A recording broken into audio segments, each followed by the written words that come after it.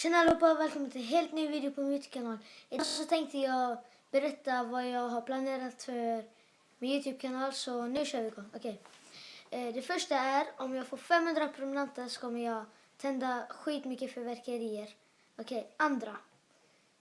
När jag får 1000 prenumeranter så kommer jag,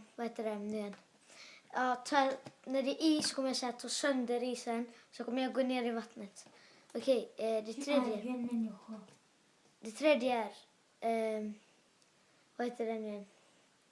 när jag får 400 prenumeranter så kommer jag också tända fyrverkerier. Så ja, det var allt för den här videon. Tack för att ni tittade. Nej, ska jag bara. Okej, men jag vet inte vad jag ska planera mer.